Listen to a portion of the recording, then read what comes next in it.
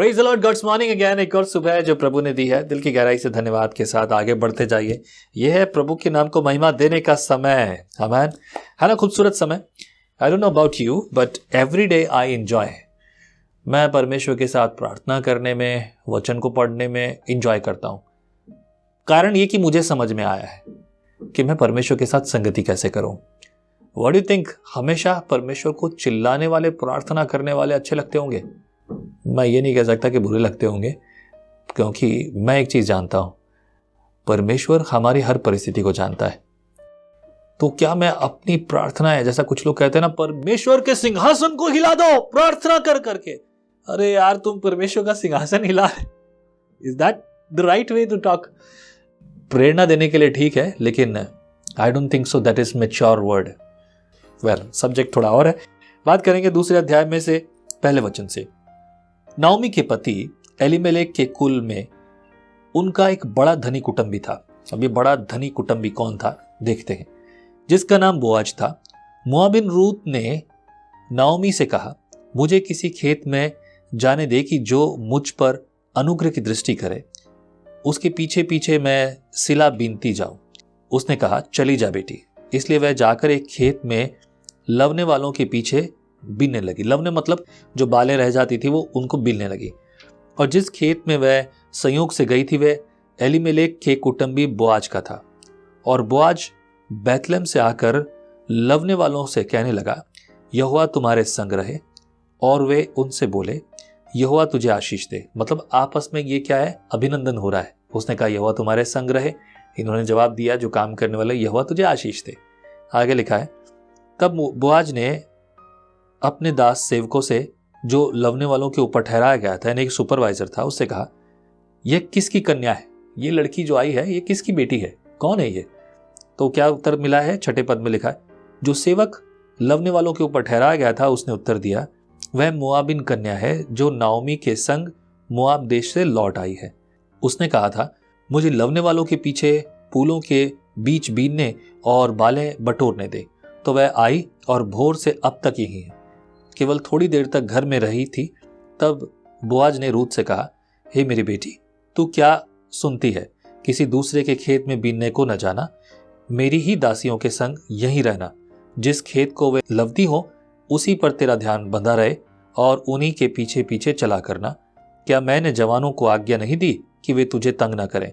और जब जब तुझे प्यास लगे तब तू बर्तनों के पास जाकर पानी पीना, जिसे जवान लोग भरते हैं। तब वह भूमि तक झुककर मुंह के बल गिरी और उससे कहने लगी, क्या कारण है कि तूने मुझ परदेसी पर अनुग्रह की दृष्टि करके मेरी सुधि ली है? अभी बात समझने वाली बात है। बोआज के बारे में हम जानते हैं, बोआज वाज सब ब्यूटीफुल नेचरफुल मैन, और उसका स्वभाव, उसका काम, जिसके पास परमेश्वर का भय है, जो परमेश्वर का डर रखता है, और बहुत अच्छा, एक उत्तम चरित्र का व्यक्ति। इसके बारे में कुछ लोग अलग अलग तरीके से बात करते हैं, मैं उनके बारे में बात नहीं कर रहा हूं, पर बोआज का स्वभाव हम देखते हैं। बोआज ने बहुत अच्छा स्वभाव यहां दिखाया है। और यहां एक बात थी, अक्सर हम देखते हैं जब काटने का समय आता है तो कुछ बालें नीचे गिर जाती हैं और लोग उन्हें बीनते हैं, चुनते हैं, पर कुछ लोग सभी बटोर लेते हैं, कुछ नहीं छोड़ते। वैसे छोड़ना कोई बुरी बात भी नहीं है, लेकिन यहोवा ने इजरायलियों को स्पेशल आज्ञा दी थी इस बात के बारे में, जब तुम खेत काटो तो जो गिर जाए, जो रह जाए, उसे मत बटोरना, उसे उनके लिए छोड़ देना जिनके पास कुछ नहीं है। वो लोग बटोरेंगे, वही लोग खाएंगे और ये उनका भाग ठहरेगा। यहोवा उनके बारे में सोच रहा है। रह जाता है, गिर जाता है। आज हमारे खेतों की कहानी अलग है, मैं इस बारे में फिलहाल नहीं बोलना चाहता। और आजकल देखो, अगर जो लोग देते नहीं है ना, जो लोग औरों के लिए, उर्दू में बोलते खैरात, है ना, अगर ये खैरात में बट रहा है, क्या सुना होगा ना आपने, ये खैरात बुरा शब्द नहीं है, इसे लोग गलत समझते हैं, ठीक है, इसे लोग अपनी बेइज्जती के रूप में देखते हैं। बट ये इस समय जो है वो जब दिया जाना, छूट जाना, अगर आप ये नहीं करते ना तो किसी न किसी रीति से आपके पास जो है उसमें से कम तो होगा ही होगा, घटेगा। पर अब इसकी कृपा दृष्टि ये थी, देख बेटा, ये जो बेटी, ये जितने मेरी जो दासियां है ना, इनके पीछे रहना, दूसरे के खेत में मत जाना कहीं तुझे कोई तंग करे। और देख, मेरे जितने लड़के हैं जो काम करते हैं, मैंने उनको बोला ध्यान रख लेना लड़कों, इस लड़की को तंग नहीं करना, तुम समझा दिया। लोग करते हैं आपस में तंग, कभी मजा आके कभी कुछ, या जानबूझकर छेड़ना, या कभी वासनाएं हैं उनके मन में, कुछ ना कुछ बातें। ये बात आगे भी आएंगी। कुछ भी कारण थे, लेकिन उसने उनको समझा दिया था। और बोले पानी भरने के लिए भी लोग अपना पानी का प्रबंध खुद करते थे। और खासतौर से यहाँ पर ऊंचे और नीचों की बात हो रही है, धनवान और जो है तुच्छों की बात हो रही है। मजदूर तो फिर भी ऊंचे ठहरे और जो बीनने वाले वो बिल्कुल नीचे वाले ठहरे। इसी बात को लेकर उन्होंने कहा कि देख, ऐसा है बेटा, अपने बर्तनों में से आराम से पानी पीना, जो लड़के भरते हैं, जिन लड़कों का काम उन्होंने किया, अब तुम जो है आराम से चुन, तू खा पी मस्त रहे। That's what he said. और उसने कहा कि तूने मुझ पर ऐसा अनुग्रह क्यों किया है, मैं तो परदेसी हूं।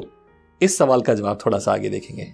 फिर 11 पद में लिखा है, फिर बोआज ने उत्तर दिया, जो कुछ तूने पति की मृत्यु के बाद अपनी सास से किया है, और तू किस प्रकार अपने माता पिता और अपनी जन्मभूमि को छोड़कर ऐसे लोगों में आई है जिनको तू पहले न जानती थी, यह सब मुझे विस्तार से बताया गया है।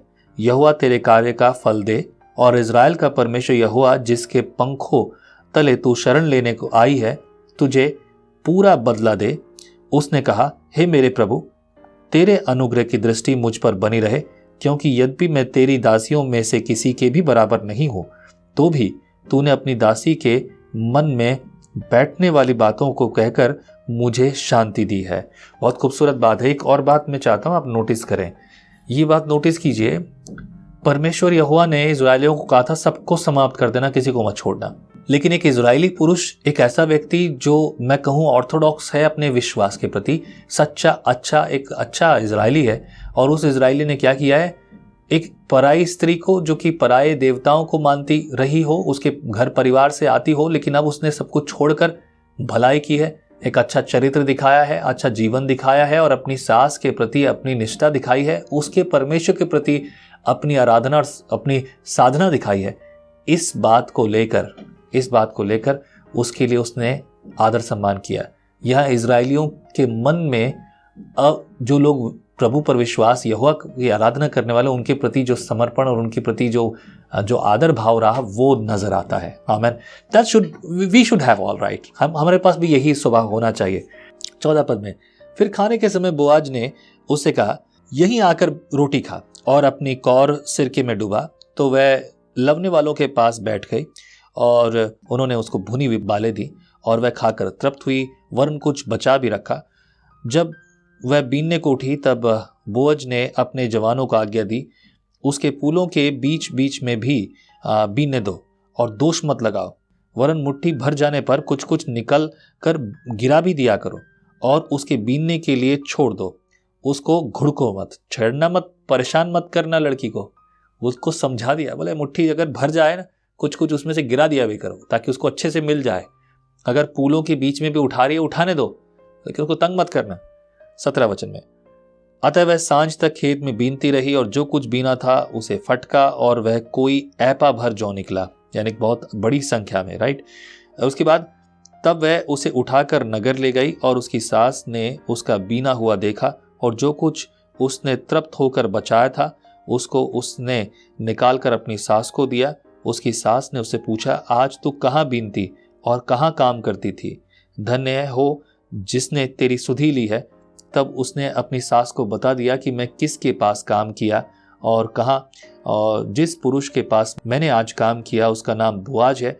नोआमी ने अपने बहू से कहा, वह यहोवा की ओर से आशीष पाए, क्योंकि उसने न तो जीवित पर से और न मरे हुए पर से अपनी करुणा हटाई।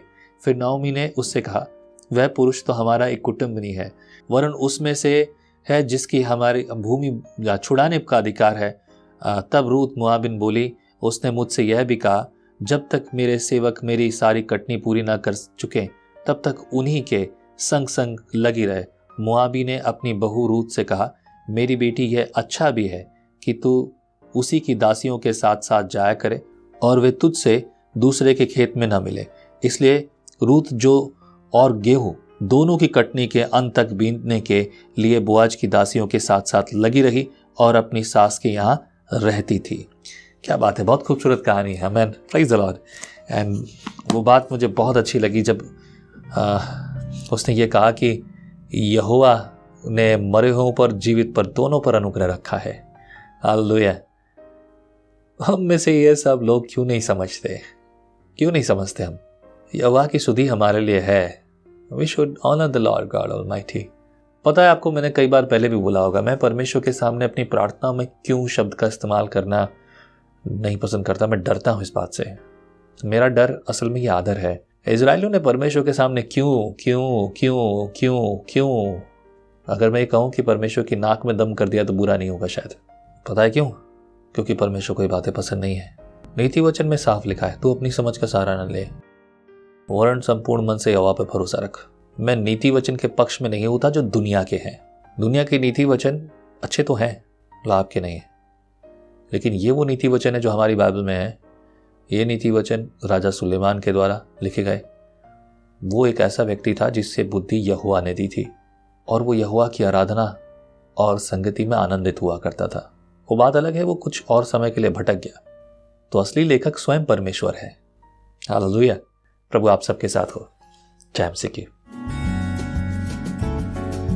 आप कहते हैं एक कप कॉफी मेरा दिन बना देती है, पर आपका मॉर्निंग डिवोशन विजनरी रेडियो और टीवी पर आपकी जिंदगी बना सकता है। परमेश्वर का वचन जीवन देने वाली रोटी है। आओ हम इस जीवन देने वाली रोटी का और मजा लें विजनरी टीवी पर।